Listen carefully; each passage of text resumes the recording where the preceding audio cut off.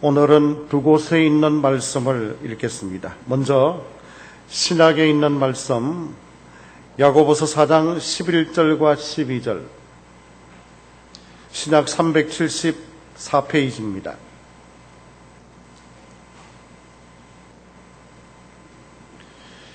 형제들아, 서로 비방하지 말라. 형제를 비방하는 자나 형제를 판단하는 자는 곧 율법을 비방하고 율법을 판단하는 것이라. 내가 만일 율법을 판단하면 율법의 준행자가 아니요 재판관이로다. 입법자와 재판관은 오직 한 분이시니 능히 구원하기도 하시며 멸하기도 하시느니라. 너는 누구이기에 이웃을 판단하느냐? 구약에 있는 말씀, 구약 시편 31편 13절에서 16절,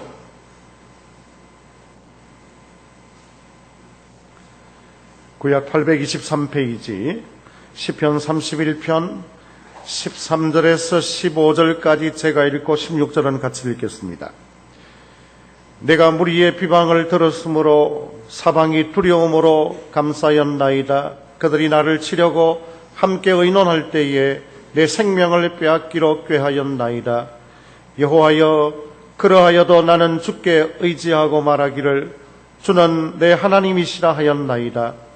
나의 앞날이 주의 손에 있사오니 내 원수들과 나를 핍박하는 자들의 손에서 나를 건져 주소서. 다같이요, 주의 얼굴을 주의 종에게 비추시고 주의 사랑하심으로 나를 구원하소서. 아멘. 무더위 가운데에도 8월 첫 번째 주일 예배드리러 나오신 모든 성도들에게 남은 생애 동안 비방하는 말 대신 칭찬하고 격려하고 연합하는 말들을 많이 하심으로 하나님께는 영광이 되고 함께한 모든 사람들에게 기쁨을 주는 성도들 되시기를 주님의 이름으로 축복합니다. 아멘. 제인 오스틴이라는 분이 쓴 오만과 편견이라는 책 첫 부분에 보면 이런 말이 기록이 되어 있습니다. 젊음은 한순간이며 아름다움은 꽃과 같다. 그러나 사랑과 칭찬은 온 세상을 얻는 귀중한 보석이다. 젊다고 너무 자랑하지 말아야 될 것은 순식간에 그 젊음의 때가 지나갈 겁니다. 아름답다고 너무 뽐내지 말 것은 꽃처럼 시간이 지나면 시들 것입니다. 그러나 사람에 대한, 하나님에 대한 사랑과 서로를 돌아보아 격려하고 칭찬하는 것은 사람의 마음 가운데 빛나는 보석과 같다. 그런 말씀입니다. 하나님은 우리 모든 성도들이 사랑하고 칭찬하고 연합하기를 원하십니다. 사랑과 칭찬과 연합의 반대는 미움과 시기와 분열인데, 이 하나님이 싫어하는 것들의 바탕에는 뭐가 깔려있냐고 그러면 오늘 말씀에 나타나는 대로 비방하는 것이 깔려 있습니다. 비방이 뭡니까? 항거할 능력이 없는 위치나 상태에 있는 사람을 향하여 말로나 또 실제 폭력으로 그를 압박하는 것이 바로 비방입니다. 아무리 계급이 높아도 계급이 어린 학업자에 대하여 남의 귀한 자식인데 함부로 말하고 종처럼 부리는 거, 이건 있을 수 없는 일이죠. 어떤 사람과 이야기할 때 특별히 그 상대방의 부모를 싸잡아 비난하는 것은 이건 정말 용서받기 어려운 그런 죄들입니다.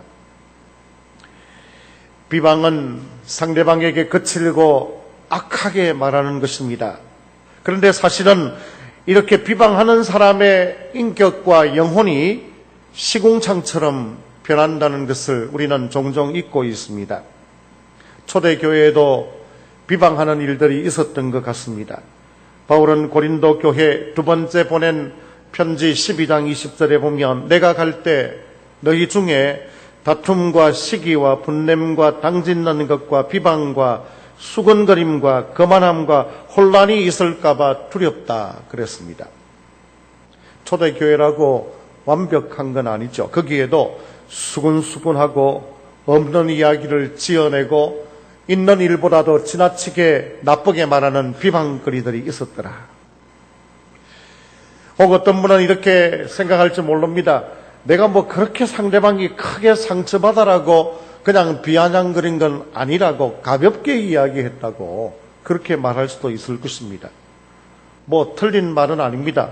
별 뜻 없이 그냥 쉽게 말했는데 악의가 없이 말했을 수도 있지만 듣는 상대방에게는 큰 상처가 되고 그리고 비방하는 무리들끼리에는 히히덕거리면서 험담하면서 뒷담화하면서 막 즐기지 않습니까? 그때의 즐거움은 하나님이 주시는 즐거움이 아니고 마귀가 주는 악마적인 즐거움입니다.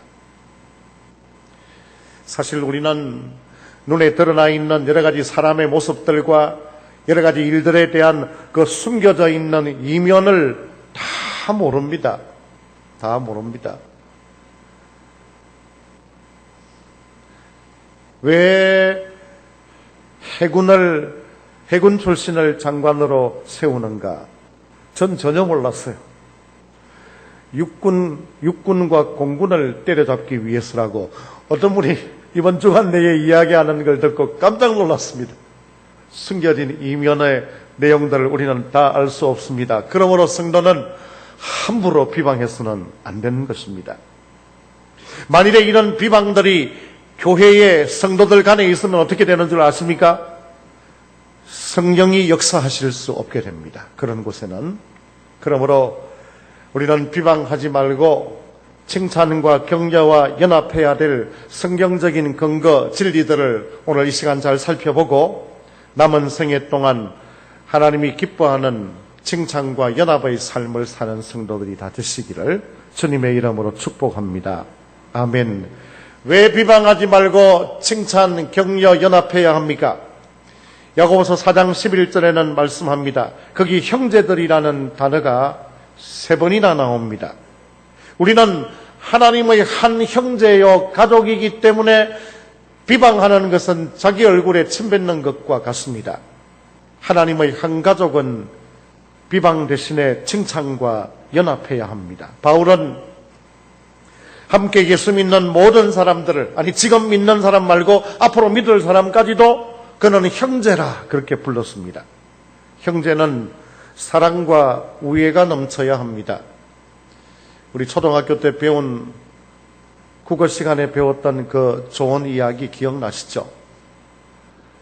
농사일을 해서 추수했는데 형과 동생이 서로 상대방에게 볕단을 좀 더 갖다 주려고 했던 그것 말이에요. 얼마나 우애가 깊습니까? 적어도 하나님 안에서 한 가족인 성도들은 사랑과 우애가 넘쳐야 되는데 그렇지 않고 비방하고 판단하면 내 이웃 사랑하기를 내 몸같이 하라고 하는 율법의 가장 중요한 것을 어기게 됩니다. 누가복음 10장 25절 이하에 보면 어떤 율법 교사가 자기를 의롭게 보이려고 예수님께 나와서 예수님 무엇을 해야 영생을 얻겠습니까? 율법에 뭐라고 그랬느냐? 하나님을 사랑하고 이웃을 사랑하라 그랬습니다. 자기를 또 더 유식하게 보이려고 그럼 예수님 이웃이 누굽니까? 그때 예수님이 하신 선한 사마리아인의 비유를 우리가 잘 알고 있죠. 어떤 사람이 예루살렘에서부터 여리고로 가다가 강도를 만났는데 그 강도 만난 사람 곁을 제사장과 레위인이 지나갔지만은 당연히 도와주어야 될 위치에 있는 사람들인데 그냥 지나갔고 비난받고 왕따당하던 사마리아 사람이 그를 구해주고 자비를 베풀어 주었더라. 예수님 묻습니다. 누가 이 강도 만난 자의 이웃이냐? 율법 교사가 대답합니다. 자비를 베푼 자니이다. 너도 가서 그와 같이 하라 그랬습니다. 이웃은 가족과 성도는 서로 비방의 대상이 아닙니다. 혹시 지금까지 나쁜 습관으로 인하여 사람들 만나서 이야기만 시작하면 남 이야기하는 그런 습관이 있었다고 그러면 그거 다 이 시간부로 그만두어야 합니다. 남 이야기하다 보면 비방이 섞여 나오기 쉽습니다. 하나님께서는 내게 허락하신 모든 사람들 사랑과 자비와 격려와 연합하도록 특별히 우리에게 주신 귀한 선물들이 바로 내 곁에 있는 사람들입니다. 저 자신을 돌아보니까 어떤 때 함께 사랑하는 사람을 비방하는가 가만히 돌아보니까 내가 그 사람을 위하여 기도하지 못하고 내가 그 사람의 잘했던 모습들을 칭찬하지 못하고 내가 하나님으로부터 어떤 이유로든 좀 멀어져 있어 하나님의 사랑과 은혜에서 벗어나 있을 때 내가 다른 사람을 비방하는 내 모습을 발견합니다. 여러분, 우리는 사건의 진위와 상관없이 타인의 마음에 깊은 상처를 주는 것이 말로서 가능합니다. 그러므로 성도는 함부로 남을 비방해서는 안 되는 것입니다.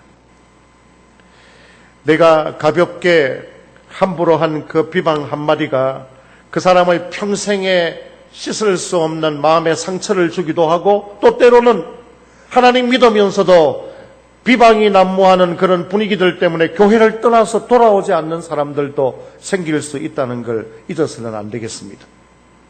사랑하는 성도 여러분, 내가 비방하는 그 사람을 위하여 주님이 십자가를 지셨다는 걸 잊어서는 안 되겠습니다.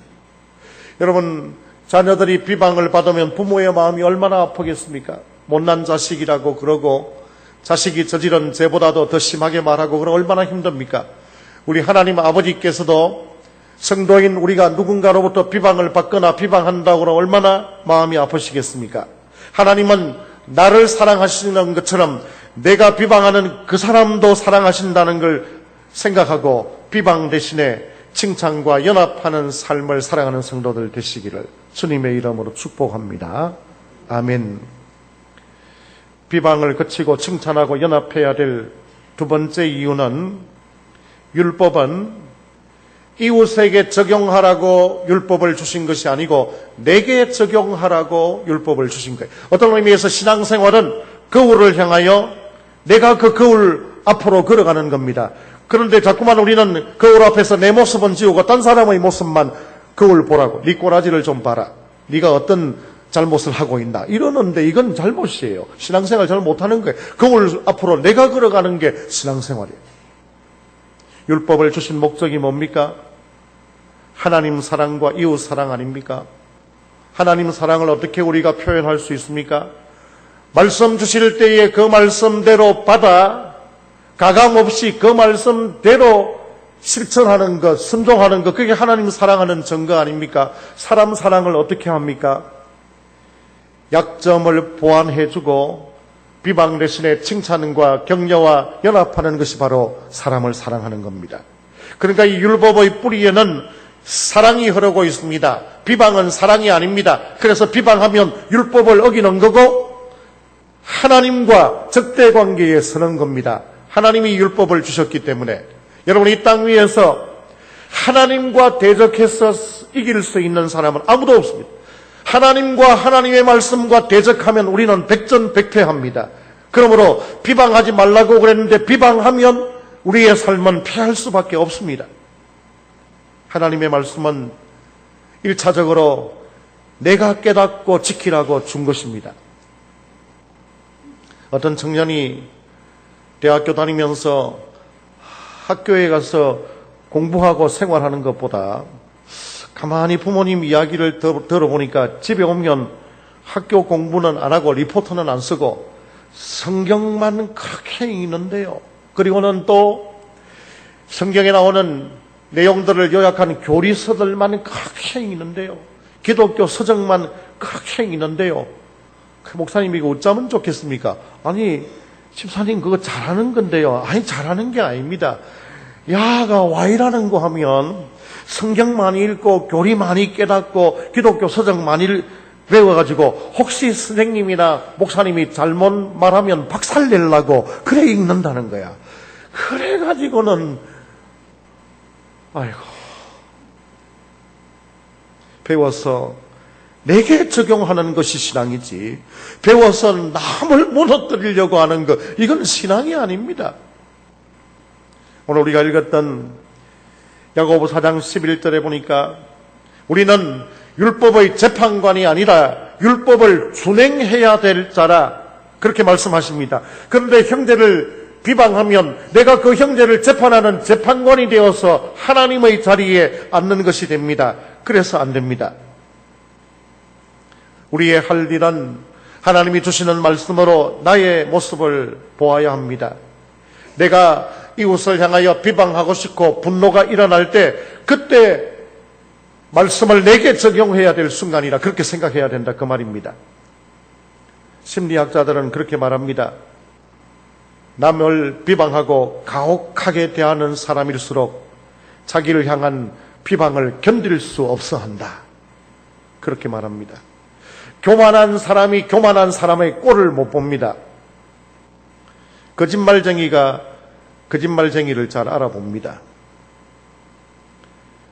그러니까 비방하면 안 됩니다. 예수님은 예수님 당시에 율법을 잘 알았고 형식적으로 모든 것에 11조를 다 바치고 금식도 하고 있는 그 바리새인들이 남들이 기도 안 하는 사람, 11조 못하는 사람 판단하고 정죄하는 걸 보고 너희들의 죄가 크다 그렇게 말씀하셨습니다.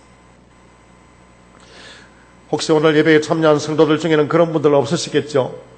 혹시 그런 분들 있다 그러면 회개하시고 앞으로 그러면 안 됩니다. 어떤 사람들을 보았냐고 그러면 야 오늘 목사님 참 말씀 잘하시네. 요거 어느 집사가 딱 듣고 확 꼬꾸라져야 되는데 야 오늘 목사님 누구를 향하여 잘하시네. 그래가 자기가 은혜를 받는 거야. 이거는 은혜 아닙니다. 하나님이 목사님을 통하여 오늘 내게 가슴이 좀 아프고 찔리지만은 내게 주시는 말씀이라 그렇게 해서 은혜를 받아야지.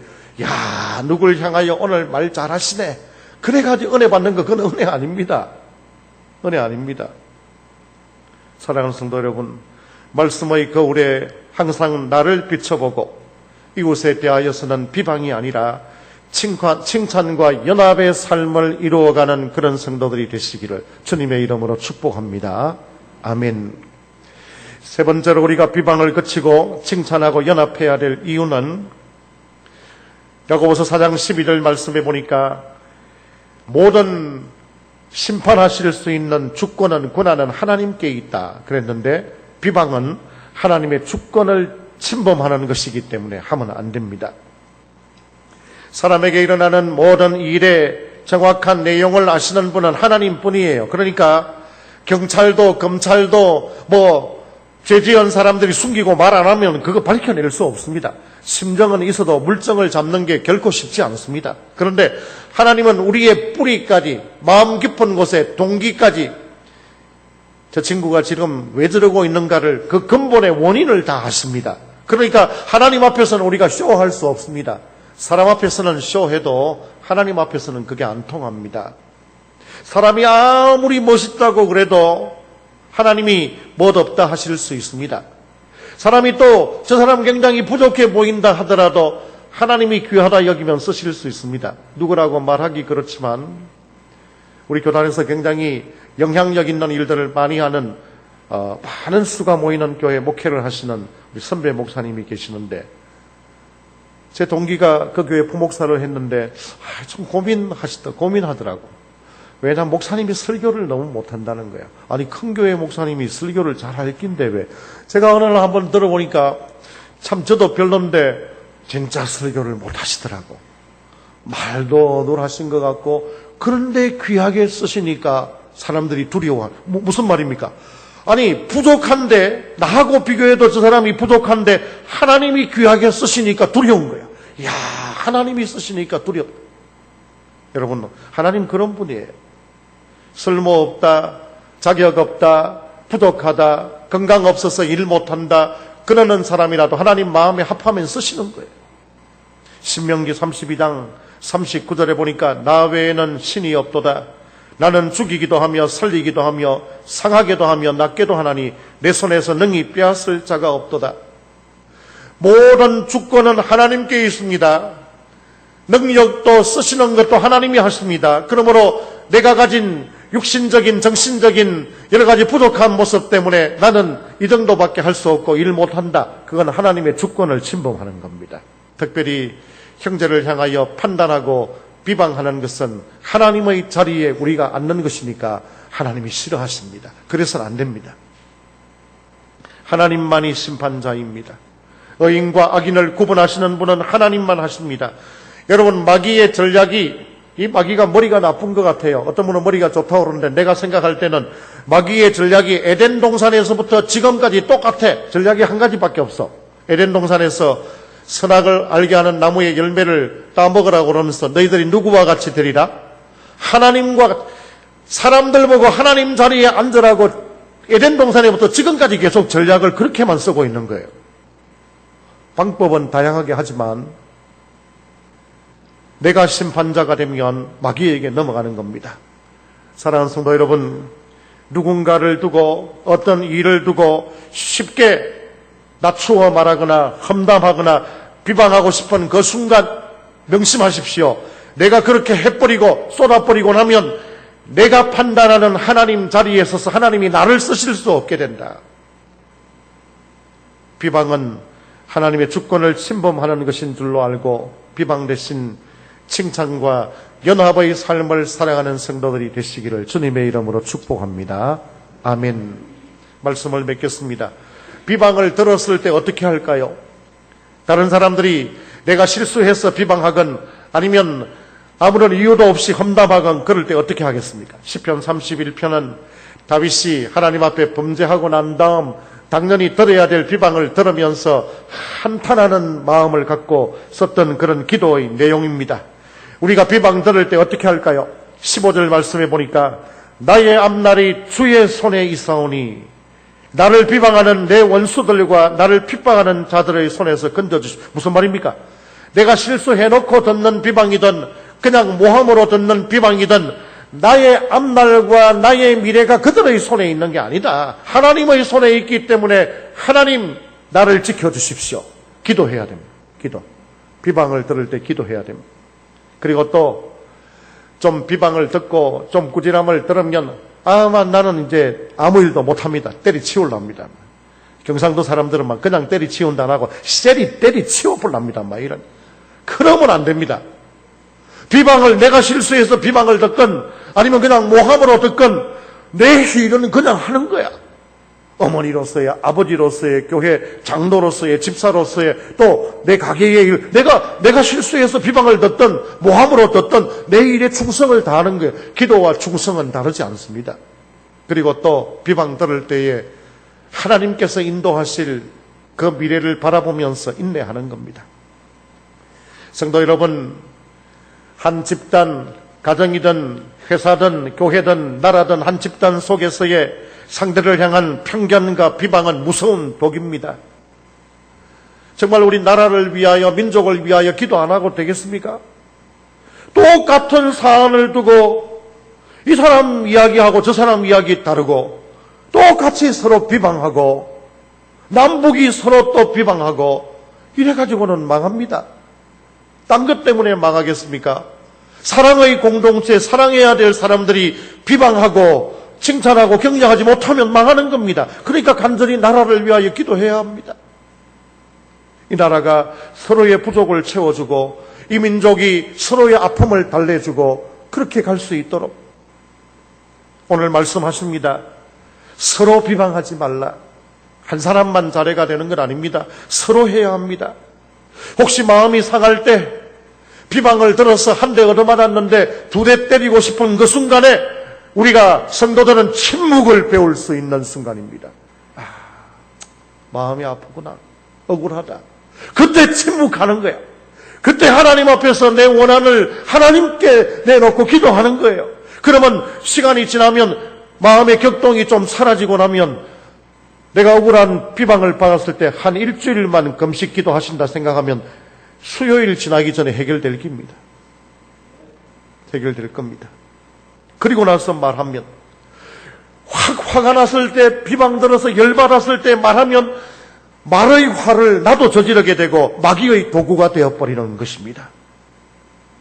그리고 또 내가 비방 들어서 마음이 아플 때 내가 누군가 비방했을 때 그 사람 마음이 얼마나 아팠겠나 회개하시기를 바라고, 정말 입이 10개라도 말할 수 없을 정도로 비방 들어야 될 사람을 보면서도 비방하지 말고 하나님이 저 인간도 붙으시면 사람답게 살 수 있을 거다 기도해주고, 그게 성도죠. 이사야 50장 4절에 보니까 말씀으로 아침마다 나를 깨워주십시오. 그래서 내 혀로 하나님께는 영광을 돌리고 힘든 형제들을 세우고 격려하는 데 사용하게 해 주시옵소서. 사랑하는 성도 여러분, 혹시 지금까지 그냥 쉽게 가볍게 남 험담하고 뒷담화하고 비방했다고 그러면 하나님 앞에 회개하고 앞으로 남은 생애 동안 칭찬하고 연합하는 삶을 살아서 여러분들이 속해 있는 가정과 교회와 이 나라와 민족이 하나님께 영광 돌리고 살맛나는 아름다운 장소로 변화되는 역사를 경험하는 그런 성도들이 다 되시기를 주님의 이름으로 축복합니다. 축복합니다.